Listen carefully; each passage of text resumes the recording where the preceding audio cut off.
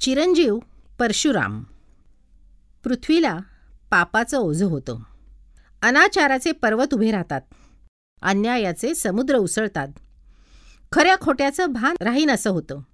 संभ्रमाची दाट जंगलं उभी राहतात. ज्ञानाचा सूर्य हतबल झाल्यामुळे अज्ञानाच्या रात्रीच फक्त उरतात.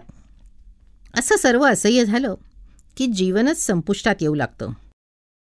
आणि मग ते अशाश्वताच्या पलीकडल्या अकल्पनीय अशा शाश्वत शक्तीला आवाहन करतं. दीनपणाने आपल्या उद्धाराविषयी साद घालतं. त्यावेळी त्या वैफल्यातून, असंतोषातून आणि क्रोधातून ती दैवी शक्ती आविर्भूत होते आणि सर्व अन्यायाचं, अत्याचाराचं निरसन करून परत एकदा धर्मजीवनाची वाट मोकळी करते. मंडळी, मत्स्यावतारापासून हा क्रम सुरू होतो.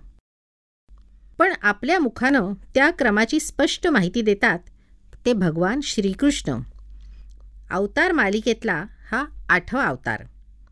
गीता म्हणते, यदा यदा हि धर्मस्य, अर्थात राखावया जगी संता, दुष्टा दूर करावया, स्थापावया पुन्हा धर्म, जन्मतोमी युगी युगी.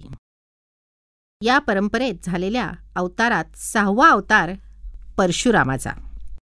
वैशाख शुद्ध द्वितीया ही त्याची जन्मतिथी. महर्षी जमदग्नी आणि रेणुका मातेचा हा मुलगा.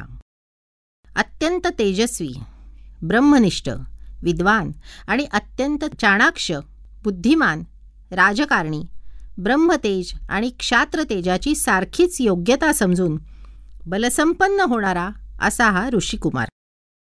शस्त्राला नवा आकार देऊन त्याला परशु हे नाव ठेवून उभ्या क्षत्रिय जमातीपुढे धर्मसंकट उभं करणारा तेजस्वी असा भार्गवराम. एकदा महर्षी जमदग्नींचा क्रोध उफाळला आणि त्यांनी परशुरामाला आज्ञा केली आईला मारून टाकण्याची. परशुरामानं काही विचार केला नाही. तात्काळ आपला परशु उचलला आणि आईचं मस्तक धडा वेगळं केलं. जमदग्नींचा क्रोध शांत झाला. परशुरामाच्या आज्ञापालनानं त्यांना समाधान मिळालं. त्यांनी त्याला वर मागण्यास सांगितलं. परशुराम म्हणाला, माझी माता परत जिवंत व्हावी. अशा मातृपितृभक्त परशुरामाची एका क्षत्रिय राजानं छेड काढली.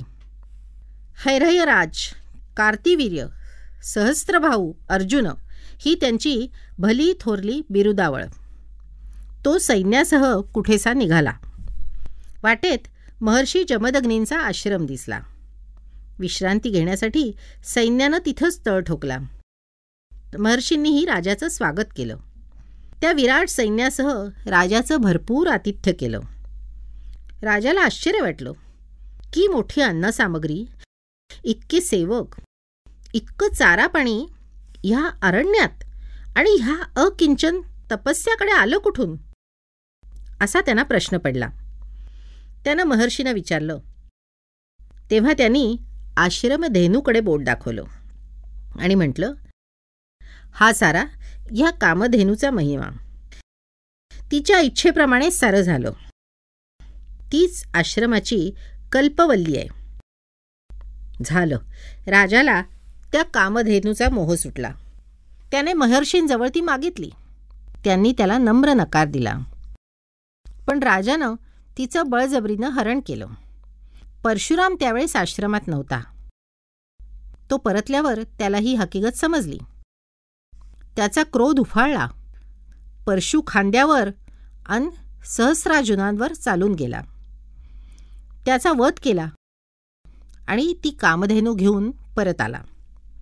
पित्यानं सांगितलं, भार्गवा, ब्रह्मनिष्ठाला क्रोध शोभत नाही आणि राजवधाचं निंद्य कृत्य तर ब्राह्मण कधीच करत नाहीत.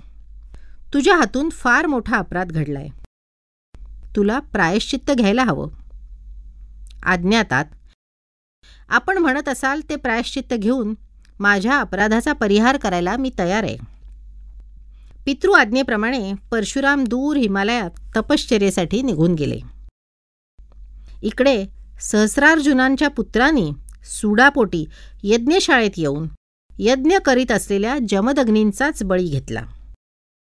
अत्याचाराची अशी परंपरा सुरू झाली. परशुराम परत आला. त्याला सर्व परिस्थिती कळली. तो ब्रह्मनिष्ठ खरा, पण ब्रीदानं क्षत्रियच जणू. एका ब्रह्मनिष्ठ तपस्व्याचा तर शिरच्छेदच झाला होता.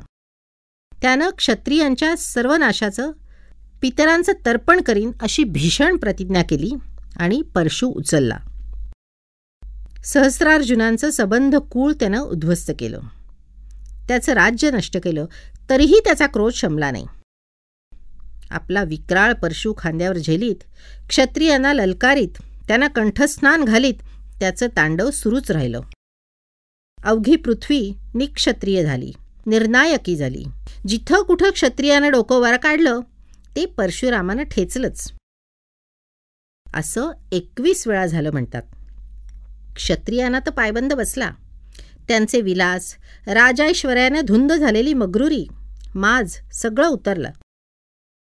समाजाकडून मिळालेल्या अधिकाराप्रमाणे राजानं प्रजेचं उचित पालनपोषण करायचं, त्यांची संकट निवारायची, अन्याय अत्याचारांचा बिमोड करून न्याय मिळवून द्यायचा, हे त्यांचं खरं कर्तव्य. पण ते विसरून राजाचं क्षत्रियत्व मदमत्त होऊन, बेबंद होऊन जर वागू लागलं तर समाजव्यवस्थेची चौकट ढळू न देण्याची जबाबदारी त्या काळच्या ब्रह्मनिष्ठांनी घेतली होती. संपूर्ण समाजाचं संघटन करून त्यांच्या विरोधात लोकशक्ती उभी करून त्यांचा माज उतरवला होता. परशुरामाच्या क्षत्रियांच्या शिरकाणाचं असंच झालं असेल, पण तरी ते अवास्तव होतं, अमर्याद होतं. म्हणून मग ऋषींनी परत प्रयत्नपूर्वक क्षत्रिय कुळं वाढवली. तरी प्रत्येक वेळी परशुरामानं ती चिरडून टाकली. रोगापेक्षा इलाजच महाभयंकर होऊ लागला. अखेर महर्षी कश्यपानी परशुरामाला गाठलं आणि म्हटलं, हे क्षत्रियांतका, मी यती आलोय तुझ्याकडे, मला दान हवं. परशुराम विजयी हास्य करत बोलला, बोला काय हवंय? दिलं. तू जिंकलेली सर्व पृथ्वी मला देऊन टाक. परशुरामाला काही पृथ्वीपती व्हायचंच नव्हतं. त्याला तिचा मोहही नव्हता. तो म्हणाला, तथास्तु, आपल्या मनासारखंच होईल. हे तथास्तु ऐकू आल्याबरोबर कश्यपानं मोहरा बदलला आणि म्हटलं, तर मग आता ही सारी पृथ्वी माझी झाली, खरं ना? होय मुनिवर. परशुराम अगदी सरळ बोलला. तर मग तू आता इथून निघून जा. माझ्या या भूमीवर तू मला परत दिसता कामा नये. परशुरामानं पौरुषाचा परशु परत खांद्यावर टाकला. तो सरळ दक्षिणेकडे निघाला. सिंधुसागर त्याच्या स्वागतासाठी हिरकण्यांच्या लाटांनी उचंबळू लागला. केळी नारळीची बनं त्याच्या आगमनासाठी नटून थटून उभी राहिली.